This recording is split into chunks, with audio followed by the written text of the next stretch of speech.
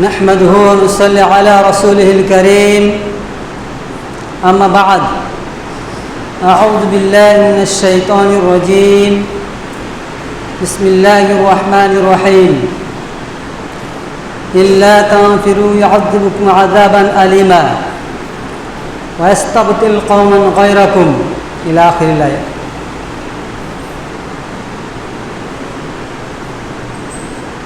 উপস্থিত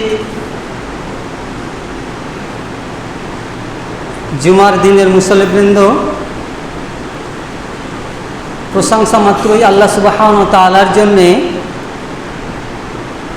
যিনি আমাদেরকে পৃথিবীর বুকে উত্তম রূপে সৃষ্টি করেছেন, সাথে সাথে উত্তম জায়গায় আসার সুমতি দিয়েছেন। তাই আমরা আল্লাহ সুবহানাহু ওয়া তাআলার প্রশংসা জ্ঞাপন করি, সকলে বলি আলহামদুলিল্লাহ। তারপরে পরে নবী মুহাম্মদ সাল্লাল্লাহু আলাইহি ওয়াসাল্লামের উপর শান্তি বর্ষিত হোক, আল্লাহুম্মা আমিন।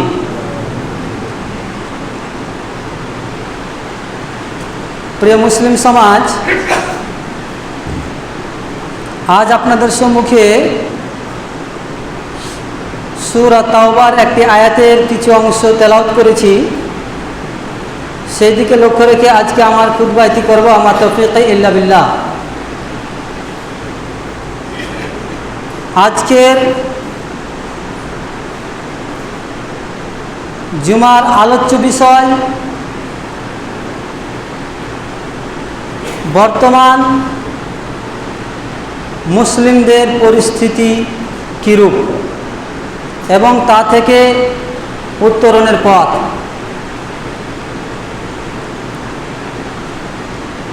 সম্মানিত উপস্থিতি, আমরা যদি দেখতে চাই তাহলে দেখতে পাব এবং দেখতে পাচ্ছি সোশ্যাল মিডিয়ার মাধ্যমে গোটা বিশ্বের মুসলিমদের উপরে যে কি অত্যাচার চলছে, কি জুলুম চলছে, কি নির্যাতন চলছে, এগুলো আমরা স্পষ্ট আকারে দেখতে পাচ্ছি। এরপরেও মুসলিম বিশ্ব চুপ কেন, বা মুসলিমরা বিশেষ করে চুপ কেন? তারা কেন মুসলিমদের হয়ে মুসলিমরা কথা বলছেন না? মুসলিমরা মুসলিমের হয়ে কেন আমরা তাদের সঙ্গী হয়ে তাদের সঙ্গে বন্ধুত্ব রেখে কাজ করতে পারছি না? কেন আজ ভারতবর্ষের বুকে মুসলিমদের ওপরে বিশেষভাবে যেভাবে অত্যাচার চলছে, তেমনিভাবে গোটা বিশ্বে আমরা যদি দেখতে চাই তাহলে আমরা দেখতে পাব মুসলিমদের উপরে অকথ্যভাবে অনাচার অবিচার চলছে। আমাদের পার্শ্ববর্তী দেশ বাংলাদেশ, এই বাংলাদেশে আমরা কয়েকদিন থেকে দেখতে পাচ্ছি কি মুসলিমদের উপরে যে অত্যাচার করছে কারা? মুসলিমরাই। শাসন করছে কারা? মুসলিমরাই। শোষণ করছে কারা? মুসলিমরাই। সেই বাংলাদেশের পরিস্থিতি আমরা দেখতে পাচ্ছি, কি ভয়ানক পরিস্থিতি। কলেজের ইউনিভার্সিটির ছাত্রদেরকেও পর্যন্ত তারা বাঁচতে দিচ্ছে না, তাদের উপরে অত্যাচার। কলেজের উপরে হানা, ইউনিভার্সিটির উপরে হানা, দাঙ্গা চলছে। এগুলো কাজ করছে কে? এগুলোর প্ল্যানিং কে প্ল্যান করছে? সমস্ত প্ল্যানিংয়ের ওস্তাদ হচ্ছে ইহুদি খ্রিস্টান।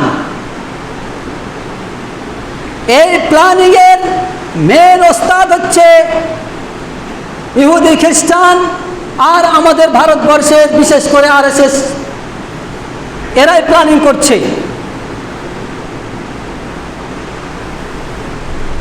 তারপরেও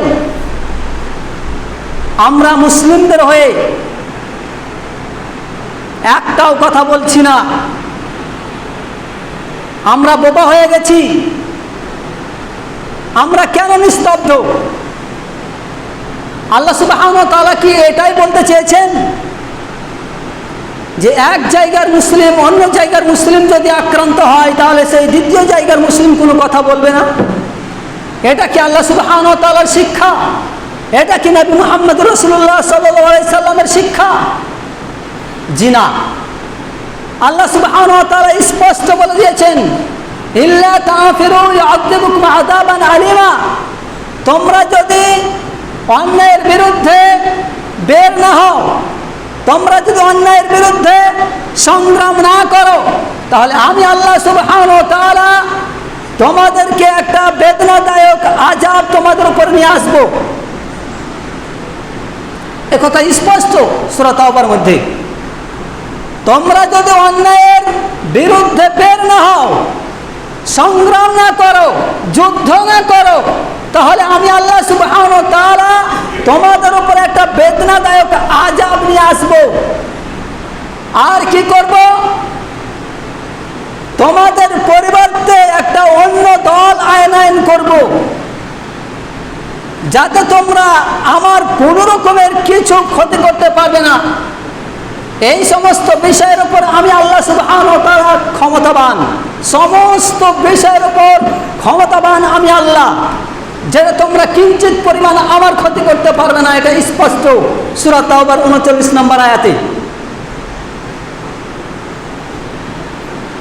তাহলে মুসলিমদের উপরে যেভাবে অত্যাচার চলছে, আমরা কেন চুপ থাকব? আমরা তো কথা দিয়ে হোক, টাকা পয়সা দিয়ে হোক, আর অন্য কিছু দিয়ে হোক, আমরা যতটুকু পারবো তাদের সাহায্য সহযোগিতা করব, তাদের হেল্প করব। এটা তো মুসলিমদের হওয়া উচিত। এই ব্যাপারে নবী মুহাম্মদ রাসূলুল্লাহ সাল্লাল্লাহু আলাইহি ওয়াসাল্লাম বলেছেন, আল মুসলিম আখুল মুসলিম। এক মুসলমান অপর মুসলিমের ভাই। তাতে সে যে কোনো প্রান্তের মুসলিম হোক না কেন, সে সৌদি আরবের হোক না কেন, আমেরিকার মুসলিম হোক না কেন, বাংলাদেশের মুসলিম হোক না কেন, তথা বিশ্বের যে কোনো আনাচে কানাচের মুসলিম হোক না কেন, সে আমার মুসলিম ভাই। এটা নবী মুহাম্মদ রাসূলুল্লাহ সাল্লাল্লাহু আলাইহি সাল্লামের স্পষ্ট বাণী। আমার পশ্চিম বাংলার মুসলিম খুব সুখ স্বচ্ছন্দে কাটাচ্ছে, উত্তরপ্রদেশের মুসলিম খুব অসহায় কাটাচ্ছে, এই বলে আমার সেখানকার মুসলিম ভাই ভাই নয়, এটা আমাদের মানলে হবে না, এটা অমান্য করলে হবে না। কারণ নবী মুহাম্মদ রাসূলুল্লাহ সাল্লাল্লাহু আলাইহি সাল্লামের ভাষা অনুযায়ী মুসলিম যে কোনো প্রান্তের মুসলিম হোক না কেন, সে আমার ভাই। তারপর কোন রকমের জুলুম করা যাবে না। লা ইয়াজলিমুহু ওয়া লা ইসলিমুহু। তার উপরে কোন মুসলিমের উপরে কোন রকমের জুলুম, কোন রকমের অন্যায়, কোন রকমের অত্যাচার করা যাবে না। এটা নবী মুহাম্মদুর রাসূলুল্লাহ সাল্লাল্লাহু আলাইহি সাল্লামের ভাষা। এবং ওয়া লা ইসলিমুহু, তাকে কোন রকমের জালেমের হাতে সুপ্রদ করা যাবে না, জালেমের হাতে উঠে দেওয়া যাবে না। কারণ সে আমার মুসলিম ভাই। এক মুসলিম ভাইকে আমি জালেমের হাতে তুলে দিতে পারি না, অন্যায়কারী বাদশার হাতে তুলে দিতে পারি না, অসম্ভব। একথা নবী মুহাম্মদ সাল্লাল্লাহু আলাইহি সাল্লাম বলেছেন যে তোমরা সেই ভাইয়ের উপরে, কোন মুসলিম ভাইয়ের উপরে কোন রকমের জুলুম করবে না, এবং সেই ভাইকে, কোন মুসলিম ভাইকে কোন জালেমের হাতে তুলে দিবে না। নবী মুহাম্মদ সাল্লাল্লাহু আলাইহি সাল্লাম বলেছেন, যদি কোনো মুসলিম ভাই কোনো মুসলিম ভাইয়ের দোষ ত্রুটি ঢেকে রাখেন, কিয়ামতের মাঠে আল্লাহ সুবহানাহু ওয়া তাআলা তার দোষ ত্রুটি ঢেকে রাখবেন। যদি কোনো মুসলিম ভাইয়ের বিপদ আপদ দূর করেন, কিয়ামতের মাঠে আল্লাহ সুবহানাহু ওয়া তাআলা সেই মুসলিমের বিপদ আপদ দূর করবেন। এ কথা নবী মুহাম্মদ সাল্লাল্লাহু আলাইহি সাল্লাম স্পষ্ট ভাষায় বলেছেন, সহিহ মুসলিমের হাদিস। কিন্তু কই আমরা কি করছি? মুসলিমরা কি করছি আমরা? আমাদের শুধু নামাজ, রোজা, হজ, যাকাত এগুলো কি সীমাবদ্ধ? কুরবানির সময়তে পশু জবে হোক, ঈদের সময় ঈদের সালাত আদায় করে নিলাম, ব্যাস এতটুকুই। আর কি আমাদের কাজকর্ম নেই? মুসলিমদের কি আর ফরজ ইবাদত নেই? মুসলিমদের ফরজ ইবাদত 5 ওয়াক্ত নামাজ পড়বে, মুসলিমদের ফরজ ইবাদত হজ করবে, যাকাত দেবে, রোজা রাখবে, এগুলো মুসলিমদের ফরজ ইবাদত। এই কয়েকটি ফরজ ইবাদত এগুলোই আমরা মনে করে থাকি, কিন্তু আরো ফরজ ইবাদত আল্লাহ সুবহানাহু ওয়া তাআলা উল্লেখ করেছেন। নবী মুহাম্মদ রাসূলুল্লাহ সাল্লাল্লাহু আলাইহি সাল্লাম বলে গেছেন, ফরজ ইবাদত কি? অন্যায়ের প্রতিবাদ করা, এটাও ফরজ ইবাদত। ফরজ ইবাদত কি? ভালো কাজের জন্য মানুষকে আহ্বান করা, এটা ফরজ ইবাদত। অন্যায়ের মোকাবেলা করতে হবে, এটা ফরজ ইবাদত। মানুষদেরকে সঠিক পথের অনুসন্ধান দিতে হবে, সঠিক পথের দিকে মানুষকে আহ্বান করতে হবে, এটা আপনার জন্য কম্পালসারি সাবজেক্ট, এটা আপনাকে করতেই হবে। যদি মুসলিম হিসাবে আপনি আখ্যায়িত হতে চান, মুসলিম হিসাবে যদি আল্লাহ সুবহানাহু ওয়া তাআলার কাছে চিহ্নিত হতে চান, তাহলে আপনাকে এই কাজগুলি করতে হবে। অন্যায়ের প্রতিবাদ করতে হবে এবং মানুষদেরকে সঠিক পথের দিকে ডাকতে হবে, এগুলো ফরজ। তাহলে আমরা বর্তমান পরিস্থিতিতে কি করছি? সালাত ঠিকঠাক আদায় করছি না। আজকে যতটি আমরা এই মসজিদে উপস্থিত হয়েছি, আপনারা যারা উপস্থিত হয়েছেন, ম্যাক্সিমাম মানুষ আপনারা 5 ওয়াক্ত সালাত আদায় করেন না, 5 ওয়াক্ত নামাজ পড়েন না, রমজান মাসের সিয়াম পালন করেন না, যাকাত তো দেন না, হজ ফরজ যাওয়ার পরে হজ পালন করছেন না। এই তো আমাদের চরিত্র, এই তো আমরা মুসলিম। তাহলে আমাদের নিজের কাজ যদি আমরা না করি, আমার ফরজ ইবাদত, যে ইবাদত না করলে মুসলিম থাকা যায় না, যে ইবাদত না করলে মুমিন থাকা যায় না, সেই ইবাদতগুলো যদি আমি না করি, তাহলে এক মুসলিম অপর মুসলিমের হয়ে আমি কিভাবে তার হয়ে আমি দাঁড়াবো, তার পক্ষে আমি দাঁড়াবো, তার সহযোগিতা করব, তার হেল্প করব, তার সাহায্য করব? আমি তো নিজেই ঠিক না।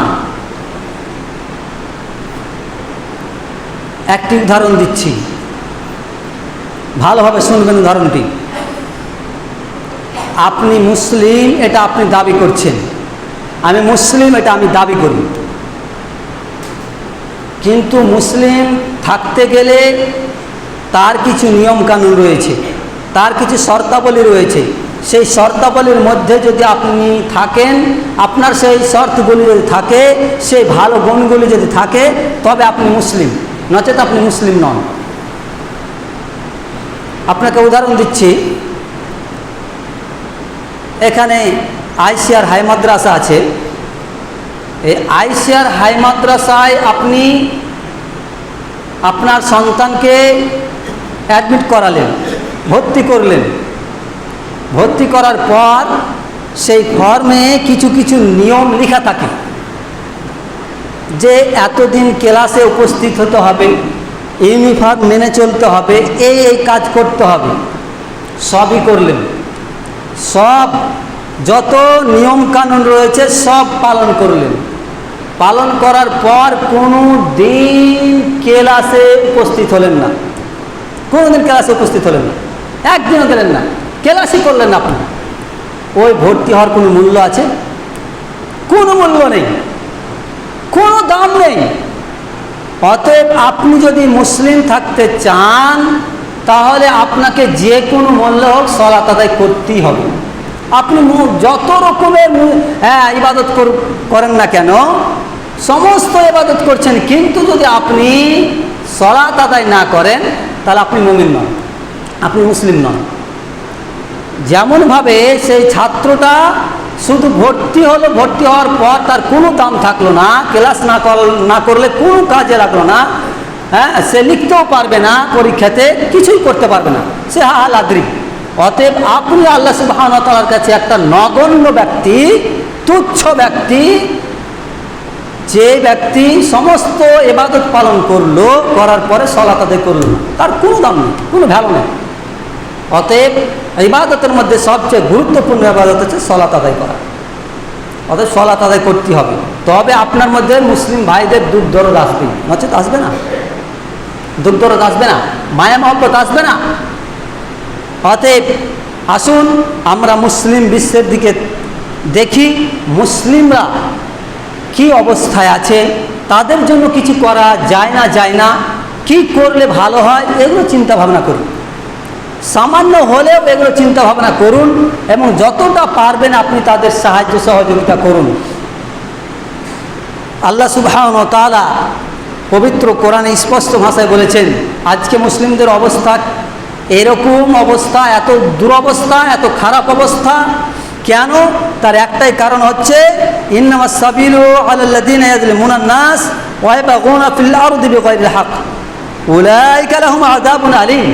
আল্লাহ সুবহানাহু ওয়া তাআলা বলছেন, অভিযোগ তো কেবল তাদের বিরুদ্ধেই, তাদের বিরুদ্ধেই কেবল অভিযোগ আমার। কে বলছেন? আল্লাহ সুবহানাহু ওয়া তাআলা বলছেন যে অভিযোগ কেবল আমার তাদের বিরুদ্ধে যারা মানুষের ওপরে কি করে?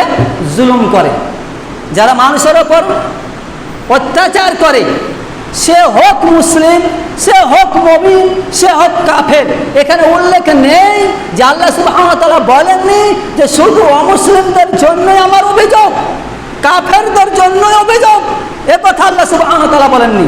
আমার কেবল অভিযোগ তো তাদের বিরুদ্ধে যারা জমিনের বুকে মানুষের ওপর অত্যাচার করে, মানুষের ওপর বিদ্রোহ করে, মানুষের ওপর অন্যায় অবিচার করে, তাদের বিরুদ্ধে আমার অভিযোগ, এ কথা আল্লাহ সুবহানাহু ওয়া তাআলা স্পষ্ট বলছেন। আর কি? উলাইকা লাহুম আযাবুন আলীম, এদের ওপর আমার কঠিন আযাব রয়েছে। এই সমস্ত লোকদের উপরে আমার তরফ থেকে ভয়াবহ আযাব রয়েছে, যারা মানুষের উপর জুলুম করে, মানুষের উপরে অন্যায় করে, মানুষকে মারে, মানুষকে গালিগালাজ করে, সবই জুলুম, এগুলো যারাই করে তার উপরে আমার কেবল অভিযোগ। অতএব সেই মুসলিম দেশের মুসলিম শাসক হোক না কেন, তার উপরে অভিযোগ সে যদি জুলুম করে। বাংলাদেশের প্রধানমন্ত্রীর ওপরে অভিযোগ আল্লাহ সুবহানাহু ওয়া তাআলার যদি সে জুলুম করে। ভারতবর্ষের প্রধানমন্ত্রীর ওপরে অভিযোগ আল্লাহ সুবহানাহু ওয়া তাআলার যদি সে মুসলিমদের উপরে অমুসলিমদের উপরে জুলুম করে। শুধু মুসলিমদের উপরে জুলুম করে তার জন্য অভিযোগের কথা আল্লাহ সুবহানাহু ওয়া তাআলা বলেন। যে মানুষের উপর অভিযোগ করবে, ইয়াজলিমুনান নাস, আল্লাহ সুবহানাহু ওয়া তাআলা নাস ব্যবহার করেছেন, মানে সমগ্র মানব জাতিকে আল্লাহ সুবহানাহু ওয়া তাআলা বোঝাতে চেয়েছেন। অতএব সাবধান, কেউ কারোর ওপর জুলুম অন্যায় অবিচার করবেন না, এটা আল্লাহ সুবহানাহু ওয়া তাআলার অভিযোগ। এরপর আল্লাহ সুবহানাহু ওয়া তাআলা বলছেন, ওয়ালা তারকানু ইলাল্লাযিনা যালামু ফাতামাসসাকুমুন নার। আল্লাহ সুবহানাহু ওয়া তাআলা বলছেন, তোমরা জালেমের প্রতি ঝুঁকে পড়ো না। যারা জালেম, যারা অত্যাচারী, যারা মানুষের উপর জুলুম করে, অত্যাচার করে, যারা মানুষকে শোষণ করে, তাদের প্রতি তোমরা ঝুঁকে পড়ো না, তাদের বন্ধু হয় না, তাদেরকে বন্ধুরূপে গ্রহণ করো না। যদি তোমরা তাদের হয়ে ঝুঁকে পড়ো, তাদের দিকে চলে যাও, তাদেরকে বন্ধু করো, তাহলে তোমাদেরকে আমার আযাব অর্থাৎ আমার জাহান্নামের আগুন তোমাদেরকে স্পর্শ করবে। তাহলে দেখুন আল্লাহ সুবহানাহু ওয়া তাআলা পরিষ্কার বললেন, আমরা আজকে তাদের দিকে ঝুঁকে পড়েছি। তাদের দিকে ঝুঁকে পড়ার কারণে এই মুসলিম সমাজের উপর এত বড় বড় আযাব আসছে, এত ভয়ানক ভয়ানক পরিস্থিতি জন্মাচ্ছে। কারণ কি? আমরা তাদের দিকে ঝুঁকে গেছি। আমরা সেই কাফের, বেঈমান, বেদিন, লম্পট, ডাকাত, ছুছন্দর, সমস্ত রকমের অন্যায়কারীকে আমরা বন্ধুরূপে গ্রহণ করেছি।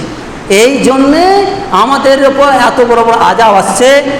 আমাদেরকে এই আযাব থেকে রক্ষা পেতে হলে সেই জায়গা থেকে বেরিয়ে আসতে হবে, সেই পথ থেকে বেরিয়ে আসতে হবে, সেই অন্যায় অশ্লীল কাজ থেকে আমাদের দূরে থাকতে হবে। তবে আমাদের উপরে আল্লাহ সুবহানাহু ওয়া তাআলা আযাব পাঠাবেন না, আমাদের উপর শান্তি রহমত বর্ষণ করবেন ইনশাআল্লাহ, তো কোনো সন্দেহ নেই। মুসলিম সমাজ এছাড়া আল্লাহ সুবহানাহু ওয়া তাআলা বলছেন যে আমাদের যে করণীয়, মুসলিম হয়ে মুসলিমদের যে করণীয়, এ ব্যাপারে আল্লাহ সুবহানাহু ওয়া তাআলা বলছেন তাআওয়ানু আলাল বিররি ওয়াত তাকওয়া, তোমরা একে অপরকে পরস্পরের নেকির কাজে সাহায্য সহযোগিতা করে, হেল্প করো। ওয়ালা তাআওয়ানু আলাল ইসমি ওয়াল উদওয়ান, তোমরা পরস্পরে অন্যায় পাপ কাজে সাহায্য সহযোগিতা করো না। তাহলে এখান থেকে স্পষ্ট যে আল্লাহ সুবহানাহু ওয়া তাআলা বলছেন নেকির কাজে, ভালো কাজে, সৎ কাজে একে অপরকে তোমরা সাহায্য সহযোগিতা করো, এ কথা আল্লাহর আদেশ। আর তোমরা অন্যায় কাজকে সাপোর্ট করো না, সাহায্য সহযোগিতা করো না, এই অন্যায় কাজকে সাপোর্ট করা যাবে না, সাহায্য সহযোগিতা করা যাবে না, হেল্প করা যাবে না, এ কথা আল্লাহ সুবহানাহু ওয়া তাআলা স্পষ্ট বলছেন। ওয়াত্তাকুল্লাহ, তোমরা আল্লাহ সুবহানাহু ওয়া তাআলাকে ভয় করো, ইন্নাল্লাহা শাদীদুল ইকাব, আল্লাহ সুবহানাহু ওয়া তাআলার আযাব কঠিন। অতএব সাহায্য সহযোগিতা ভালো কাজে যদি না করেন, অন্যায় কাজে সাহায্য সহযোগিতা যদি করেন, তাহলে আল্লাহ সুবহানাহু ওয়া তাআলার আযাব খুবই কঠিন। সেই আযাব আপনাকে আমাকে ভোগ করতেই হবে, কোন নিষ্কৃতি নেই। এছাড়াও নবী সাল্লাল্লাহু আলাইহি সাল্লাম পরিষ্কারভাবে বলেছেন, বুখারীর হাদিস, পরিষ্কারভাবে বলেছেন উনসুর আখাকা যালিমান আও মাজলুমান, বুখারীর হাদিস। নবী সাল্লাল্লাহু আলাইহি সাল্লাম বলছেন যে তোমরা জালেমকে, মাজলুমকে কি করো? সাহায্য করো, হেল্প করো, এ কথা নবী সাল্লাল্লাহু আলাইহি সাল্লাম বলছেন। তো সাহাবা একরাম রাদিয়াল্লাহু তাআলা আনহুম আজমাইন এই কথা বুঝতে পারছে না। হে আল্লাহ রাসূল, আমরা যারা অত্যাচারী, যারা মাজলুম, তাদেরকে আমরা সাহায্য সহযোগিতা করবে, এ কথা আমরা বুঝতে পারছি, কিন্তু জালেম যারা অত্যাচার করে, যারা অন্যায় করে, যারা মানুষকে মারে, যারা মানুষের টাকা পয়সা নিয়ে ছিনিমিনি খেলে, যারা জুলুম করে, যারা জালেম, তাদেরকে কিভাবে আমরা সাহায্য সহযোগিতা করব? তো নবী সাল্লাল্লাহু আলাইহি সাল্লাম বলছেন যে তাখুযু ফাওকা ইয়াদাইহি, তার হাত দুটো ধরে বাঁকিয়ে দাও, তাকে অন্যায় অশ্লীল কাজ করতে বাধা দাও। বাধা কীভাবে দেবেন? যত রকমের আপনার শক্তি সামর্থ্য আছে, সমস্ত রকমের শক্তি সামর্থ্য প্রয়োগ করতে হবে আপনাকে, এ কথা নবী সাল্লাল্লাহু আলাইহি সাল্লাম স্পষ্ট বলছেন বুখারীর হাদিসে। অতএব আসুন আমরা যারা অন্যায় করছে তাদেরকে রুখে দিই, এবং তাদের যে অন্যায় করছে তাদেরকে আমরা রুখার জন্য চেষ্টা করি। তাদের যে মনোবল, সেই মনোবলকে ভেঙে দেওয়ার চেষ্টা করি। তাদের মনোবল খুব বড় নয়, তাদের মনোবল খুব কঠিন নয়। আল্লাহ সুবহানাহু ওয়া তাআলা এ ব্যাপারে স্পষ্ট একটা আয়াত বলছেন, যারা মুমিন ব্যক্তি তাদের ব্যাপারে বলছেন, এবং যারা কাফের ব্যক্তি তাদের উপর আল্লাহ সুবহানাহু ওয়া তাআলা বলছেন, কি বলছেন? আল্লাযীনা আমানু ইউকাতিলুনা ফী সাবিলিল্লাহ, আর যারা ঈমানদার, যারা মুমিন ব্যক্তি, এরা সংগ্রাম করে, লড়াই করে, যুদ্ধ করে আল্লাহ সুবহানাহু ওয়া তাআলার রাস্তায়। কথা বুঝতে পারছেন? আল্লাহ সুবহানাহু ওয়া তাআলার রাস্তায় কারা লড়াই করে, কারা সংগ্রাম করে? যারা মুমিন, যারা ঈমান নিয়ে এসেছে আল্লাহ সুবহানাহু ওয়া তাআলার প্রতি, আখিরাতের প্রতি, শেষ দিবসের প্রতি, এই সমস্ত ঈমানদার যারা ব্যক্তি, তারা আল্লাহর রাস্তায় যুদ্ধ করে, সংগ্রাম করে, লড়াই করে। আর যারা কাফের, আল্লাযীনা কাফারু ইউকাতিলুনা ফী সাবিলিত তাগুত, আর যারা কাফের, যারা অস্বীকারী, তারা সংগ্রাম করে, লড়াই করে, যুদ্ধ করে তাগুতের পথে, বাতিলের পথে। তো আল্লাহ সুবহানাহু ওয়া তাআলা বলছেন ফাকাতিলু আউলিয়া শাইতান, আল্লাহ সুবহানাহু ওয়া তাআলা বলছেন সুতরাং তোমরা সেই শয়তানের বিরুদ্ধে সংগ্রাম করো, সেই শয়তানের বিরুদ্ধে তোমরা যুদ্ধ করো, লড়াই করো। কেন? ইন্না কাইদাশ শাইতান কানা দাঈফা, নিশ্চয় শয়তানের চক্রান্ত খুবই দুর্বল। অতএব আমরা ভাবছি যে আরে ওদেরই তো সব, ওদেরই তো সব, হ্যাঁ, সমস্ত রকমের সেনাবাহিনী, সমস্ত রকমের আসবাবপত্র, মেটেরিয়াল যত রকমের আছে সবই ওদের। আল্লাহ বলছেন ওদের চক্রান্ত খুব দুর্বল। যতই প্ল্যানিং করুক না কেন, যতই ষড়যন্ত্র করুক না কেন মুসলিমদেরকে হত্যা করার জন্য, মুসলিম কখনো শেষ হবে না, কখনো শেষ হবে না। আপনাকে উদাহরণ দিয়ে আমি শেষ করছি। কেন শেষ হবে না? মুসলিমরা শেষ হবে না, উদাহরণ দিচ্ছি। ধরুন আপনার জমিতে আপনি ঘাস লাগিয়েছেন, ঘাস বিক্রি করছেন অনেকে, ঘাস লাগিয়েছেন, ঘাস লাগিয়ে একবার কেটে নিচ্ছেন, কাটার পরে আবার দেখছেন ফুনকি হয়ে আবার হচ্ছে, ডোরাগিনি হচ্ছে না, হচ্ছে না, হচ্ছে। আপনি ধানের বীজ বুনেছেন, ধানের বীজ রোপণ করেছেন, ধানের বীজ রোপণ করার পরে ধানগুলো আপনি যখন পেকে যায় তখন ধানগুলো কেটে নিয়ে আসেন, তারপরে দেখবেন ওই ধানের জমিতে আবারও মনে হচ্ছে ছোট ছোট ছোট ছোট ধানের বাচ্চা বের হচ্ছে। অতএব মুসলিম, বিশ্বে মুসলিম থাকবে, কোনো দিনই শেষ করতে পারবে না। যতই চক্রান্ত করবে না কেন কাফেরেরা, বেদিনরা, কোনোদিন মুসলিম শেষ হবে না। অতএব আল্লাহ সুবহানাহু ওয়া তাআলা বলছেন যে তোমরা যদি বের না হও অন্যায়ের বিরুদ্ধে, তাহলে আমি তোমাদের পরিবর্তে অন্য একটা দল নিয়ে এসে আমার ইবাদত করিয়ে নেব, আমার কাজ আমি করিয়ে নেব। অতএব আমরা যদি বের না হয়, অন্যায়ের বিরুদ্ধে মোকাবেলা না করি, অন্যায়ের বিরুদ্ধে রুখে না দাঁড়ায়, আল্লাহ সুবহানাহু ওয়া তাআলা আমাদের পরিবর্তে একটা দল নিয়ে আসবেন, যেই দল কাজ করবে আল্লাহ সুবহানাহু ওয়া তাআলা। অতএব আসুন আমরা আল্লাহ সুবহানাহু ওয়া তাআলার রাস্তায় কাজ করি, আল্লাহ সুবহানাহু ওয়া তাআলার রাস্তায় সংগ্রাম করি এবং হককে হক বলে জানি, হককে হক বলে বোঝার চেষ্টা করি এবং বাতিলকে বাতিল বোঝার চেষ্টা করি। আল্লাহ পাক তুমি আমাদের তৌফিক দান করো, আল্লাহুম্মা আমিন। হে আল্লাহ সুবহানাহু ওয়া তাআলা, আমাদের মুসলিমদের অবস্থা যে করুণ অবস্থা, আল্লাহ তুমি মুসলিমদেরকে সঠিক জায়গায় নিয়ে আসার তৌফিক দান করো, আল্লাহুম্মা আমিন। হে আল্লাহ সুবহানাহু ওয়া তাআলা, মুসলিমরা যাতে করে সহি সালামতে দুনিয়ার বুকে জীবনযাপন করতে পারে তার সুমতি দাও, আল্লাহুম্মা আমিন। হে আল্লাহ সুবহানাহু ওয়া তাআলা, যেই স্বৈরাচারী শাসকেরা মুসলিমদের উপর অত্যাচার চালাচ্ছে, আল্লাহ তুমি তাদেরকে হালাক করো, নচেত তুমি যদি তাদের ভাগ্যে ইসলাম কবুল লেখা থাকে তাহলে আল্লাহ তুমি তাদেরকে ইসলামে দীক্ষিত করো, নচেত তোমার আযাব যে আল্লাহ তোমার ধূলিসাৎ করে দাও, আল্লাহুম্মা আমিন। হে আল্লাহ সুবহানাহু ওয়া তাআলা, আমাদের সকলকে মুসলিম হিসেবে বাঁচার তৌফিক দান করো, আল্লাহুম্মা আমিন। হে আল্লাহ সুবহানাহু ওয়া তাআলা, আমরা দুনিয়ার বুকে যতদিন বাঁচব যাতে ঈমানদার হয়ে বাঁচতে পারি তার তৌফিক দান করো, আল্লাহুম্মা আমিন। ওয়া আখির দাওয়ানা আলহামদুলিল্লাহি রাব্বিল আলামিন। সুবহানাকা আল্লাহুম্মা ওয়া বিহামদিকা আশহাদু আল্লা ইলাহা ইল্লা আনতা আস্তাগফিরুকা ওয়া আতুবু ইলাইক।